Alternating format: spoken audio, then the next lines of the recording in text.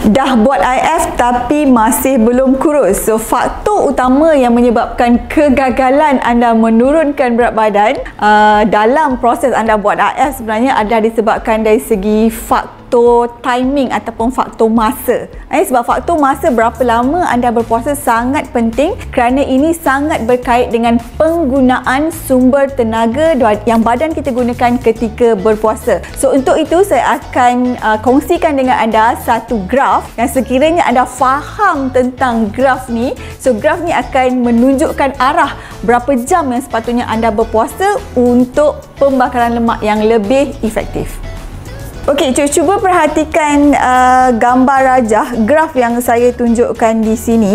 So ini adalah ini menunjukkan penggunaan sumber tenaga ketika berpuasa. So kita kena ingat bahawa badan kita dia dalam keadaan biasa dia gunakan glukosa. So glukosa bila kita makan terutamanya daripada karbohidrat, so badan kita akan pecahkan dia menjadi glukosa. Dan kalau anda lihat bila kita makan, so lebih kurang daripada waktu terakhir anda makan, so glukosa tu akan dipecahkan. So anda boleh lihat graf di sini, glukosa tu akan turun.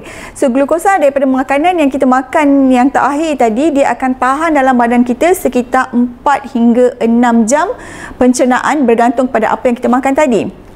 Okey, so ini bermaksud bila anda makan, last makan tadi pukul 1, pukul 2, 3, 4, pukul 5, maksudnya anda still menggunakan glukosa. Bila glukosa ada dalam badan kita, insulin masih ada dan lemak tidak akan dibakar.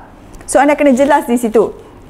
Okey, cuba perhatikan graf yang kedua iaitu glycogen. So glycogen adalah simpanan lemak. So bila setelah 4 jam kita dah tak makan, so ini akan menyebabkan badan kita dah akan cuba cari sumber makanan yang lain.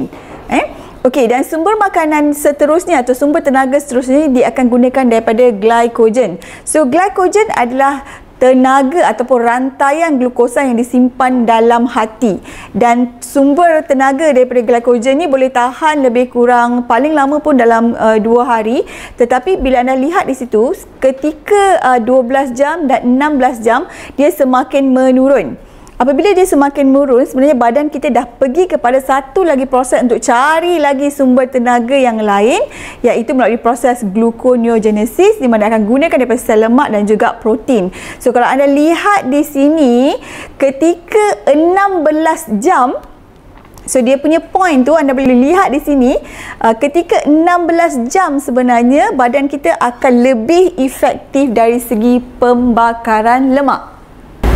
Okey, daripada graf tadi saya rasa anda dah dapat sedikit idea tentang penggunaan tenaga yang kita akan gunakan semasa berpuasa. Okey, dalam protokol intermittent fasting standard IF sebenarnya kita ada beberapa regime ataupun protokol. So anda pernah dengar tentang 12-12, 16-8, 24 kan? So itu sebenarnya adalah menunjukkan masa kita di mana kita ada time feeding time, so masa makan dan juga fasting time, fasting window kita panggil. So masa kita untuk berpuasa. So dalam proses kita nak tap into ataupun nak bakar lemak, so kita kena tengok point di mana sebenarnya lemak itu akan mula dibakar. Dan kalau kita refer balik pada graf yang tadi, so anda boleh perhatikan bahawa ketika 16 jam, di situlah di mana pembakaran lemak akan jadi lebih efektif. That's why kepada kawan-kawan luar sana yang buat IF 12 jam waktu makan dan 12 jam berpuasa, IF 12 berapa lama pun anda buat, sebenarnya itu tidak efektif untuk pembakaran lemak. So itu adalah salah satu sebab kenapa tak kurus walaupun dah buat IF 3 tahun. So saya harap anda jelas di sini, dan as longer you go into fasting window, so lebih lama anda pergi dalam fasting window tadi, sebenarnya anda boleh nampak pembakaran lemak akan jadi lebih efektif. So itu bergantung kepada diri anda dan kemampuan diri anda. Dan sekali lagi saya nak tekankan di sini, anda boleh bermula dengan 12-12 tetapi adjust slowly. So naikkan masa untuk anda fasting window anda. Mungkin anda boleh start dengan 12-12 untuk 2-3 hari pertama, lepas tu naikkan 14-10 untuk beberapa hari seterusnya, sampailah anda boleh dapat ke 16-8 pada beberapa hari seterusnya. Mungkin ambil masa seminggu, 2 minggu, it doesn't matter. Yang penting kita istiqomah dalam proses kita nak menurunkan berat badan.